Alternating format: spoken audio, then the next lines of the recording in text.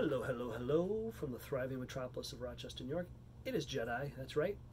And today I want to tell you, I want to explain how I'm making this Appalachian Trail through hike work, as far as logistically, as far as financially, what am I doing for work? How am I getting benefits and blah, blah, blah, blah, blah. Who's taking care of the house and stuff, and the dog.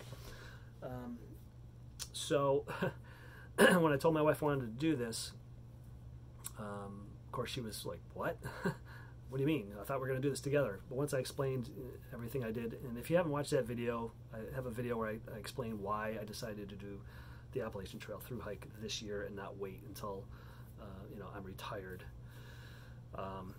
So how am I making it work? Well, when I first proposed it to my wife, I had already done some calculations. I'm an analyst by trade. I do data analysis and business process analysis. And so I analyzed our finances. So I should preface this by saying my wife and I both have master's degrees. We earn pretty good money. I'm not rich. I've never earned six figures in my life. So, I'm not rolling in dough. My wife does better than me. She's a director level where she works. She has a master's degree. She has a CPA license. She has some other Series 6 or 7 or something license. I don't know. But she does well for herself. So basically, we don't have kids, okay? So we are what's known as super savers or over savers. When the recession hit in 2008, I guess it was, 2007, 2008, when the recession hit, our 401ks, which were kind of on autopilot, we didn't really pay a lot of attention to them. Those took a huge nosedive, of course, and that was a wake-up call. And I started educating myself on finances, personal finance, investing, retirement planning, all that. I read every book I could get from our local library system. I probably read, by my estimation, between 40 and 50 books on personal finance, investing, economics, retirement, and stuff. So we started maxing out everything. We maxed out both our 401ks. We maxed out both our Roth IRAs. We maxed out our HSA. We hired a financial planner, and we were with him for about 3 years, and I talked to him whenever I could, and I looked at what he was doing and thought about what he was doing, and all this time I'm reading and educating myself. After about 3 years of that, I decided I was confident enough to take over our retirement investments, and so I did. I guess more or less fired our personal financial advisor. He had been managing our accounts, and taking a fee to do that. So I took over that responsibility. I've been doing it ever since. So that's a lot of money to save. If you look at what the maximum saving is in 401k accounts and Roth IRA accounts and an HSA account, and you say, okay, you got 2 401ks, 2 Roth IRAs, and an HSA, that's a lot of money. So basically, everything I earned after taxes, so my net take-home pay, all of that was going into our retirement savings. So in other words, we were living off of my wife's salary, basically, okay? We were already living on one salary. Mine was just going toward retirement savings, if you want to look at it that way. So I knew that if I stopped working, all we would have to do is, first of all, I wouldn't be contributing to 401k or Roth IRA. My wife still would, but we would reduce her amount of savings. We would reduce her 401k so she's only putting in enough to get the employer match. We'll still max out the Roth IRA because that's such a valuable account to have, and also max out the HSA. And I knew that my wife gets a bonus every year in January, February, and so I knew that if she got the same amount that she's gotten in past years, and we didn't spend that, because usually we would take that and we would put aside some of it for like a fun trip, maybe take a cruise somewhere or something, and then we put the rest of it aside to do home improvement projects. But I knew, okay, if we just put that whole thing aside and use that as like an emergency fund, we could live off of her money, off of her salary for the 6 or 7 months that I'm gone. That should be enough to pay the bills, and any shortfall can be taken up by the bonus money that we'll put in this emergency account, and we'll use that to augment whatever she's earning. I also knew that I would be living very frugally on the trail. I would have, I had most of my gear already, and I took my, what do they call it, the COVID relief, payment that people got. We didn't get the full amount. We didn't get one payment at all. We got most of like 80% of the second one, I guess it was. And that was it. That was all we got. But I took that and I bought two pieces of gear. I bought my tent, my tarp tent, Double Rainbow LI, and I bought a couple other camping gear. So by the time I decided to do this hike, I was pretty well geared up. I mean, I did have to buy a few more things. I rethought my sleeping bag situation, and there was some clothing that I knew that I needed, a few odds and ends of stuff. Some of it I asked for Christmas from family members. So I'm pretty well stocked up now with my gear. I've got 98% of what I need. There's only tiny little thing here and there I might buy before I go, but I'm pretty well ready to go. So I knew I wasn't going to be spending a lot of money on gear. My only expenses were going to be on the trail, staying in hostels or motels once in a while when I need a real bed to sleep in, a warm, dry place to sleep, get a good night's sleep, take a shower, do my laundry, do my resupply, and so on. So I also took some money that I got a little bonus at work this year, and some money that I earned on eBay, selling, and I'll have to talk more about this. This has to do with how I got my my trail name, but I was a huge Star Wars fan as a kid, and I had a bunch of Star Wars stuff that I collected, and I happened to go on eBay during the pandemic to see, is this stuff worth anything? It's been in boxes since the 70s and 80s, and it's been in my basement. And I had a lot of the original Kenner, the little 2 3/4 inch tall action figures, and I had about 30 of them still in their original packaging. The cardboard backer. It's about cardboard backing, about the size of a sheet of paper, a little smaller. Wish I had one here. I sold them all, with a plastic bubble on the front, and then the little figures inside. I had about 30 of those. So anyway, I had those. I had some comic books. I had odds and ends from Star Wars, stuff from the fan club and various things. So in 2021, early in 2021, I started selling stuff on eBay, and I grossed almost $10,000 after eBay takes its fees and deducts the sales tax and stuff like that. It was more like $8,000, and but that money includes the shipping costs. So now I'm paying shipping out of that, right? I do charge my customers shipping, but that gross amount included the shipping that they paid that I then had to turn around and use for postage. So after all that was said and done, and I had to buy some shipping supplies, boxes and tape and stickers, fragile stickers and stuff like that, return address labels or what have you. I wound up in packaging materials. I wound up probably netting between $6,000 and $7,000. So out of that, probably spend $1,000 of it on the extra stuff I needed, the new sleeping bag I wanted to get, some trail running shoes. You're going to go through 4 or 5 pair on the Appalachian Trail of trail runners. So I pre-bought a couple of those that I know fit me and seem to have worked pretty well.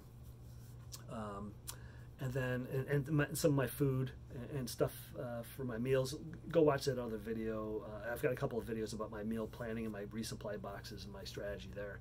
But so that was some of the stuff I had to buy. So now I'm left with somewhere between $5,000 and $6,000 in an account that is just for the Appalachian Trail. So that's for my expenses on the trail. So it's roughly $800 to $1,000 a month, which hopefully is way more than I'm going to need.